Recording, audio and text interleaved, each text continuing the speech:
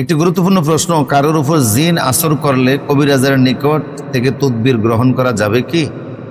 হ্যাঁ, খুবই গুরুত্বপূর্ণ, আমাদের জীবন ঘনিষ্ঠ প্রশ্ন। ইদানিং দেখা যায় যে অনেকের জিন আসর করে, এরকম কিছু বিষয় শোনা যায়, দেখা যায়, এবং এই আসরের কিছু প্রভাব নিজের এবং পরিবারের উপর পড়ে।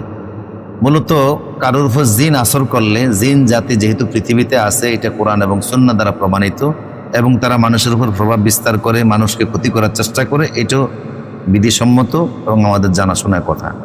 সুতরাং যদি কারোর উপর জিন আসর করে, তা থেকে পরিত্রাণের জন্য কোরআন এবং সুন্নাহয় কিছু আমল দেওয়া আছে।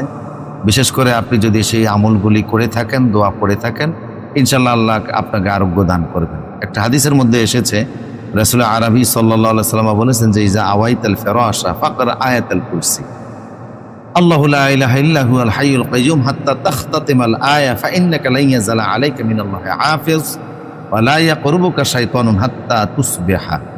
রাসূল আরবি বলেছেন যে তোমরা রাতে যখন শয্যা গ্রহণ করবে, বিছানা গ্রহণ করবে, তখন তোমরা আয়াতুল কুরসি পাঠ করবে। বিনিময়ে সন্ধ্যা সকাল পর্যন্ত একজন আল্লাহর পক্ষ থেকে সংরক্ষণকারী তোমার সিকিউরিটি হিসাবে থাকবে, এবং শয়তান তোমার কাছে আসতে পারবে না।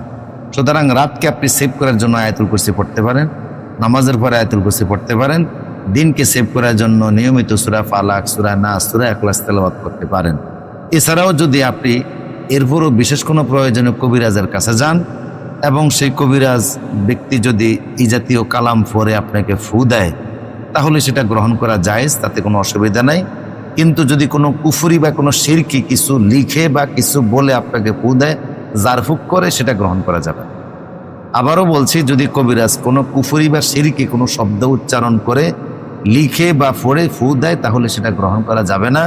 কিন্তু যদি তিনি কোরআনে বর্ণিত দোয়া, হাদিসে বর্ণিত বিভিন্ন আমল বা দোয়া বলে আপনাকে পড়ে দেন, জারফুক করেন, তাহলে সেটা জায়েজ আছে, সেটা আপনি গ্রহণ করতে পারেন। আল্লাহ সুবহানাহু ওয়া তাআলা আমাদেরকে বুঝাতে হবে।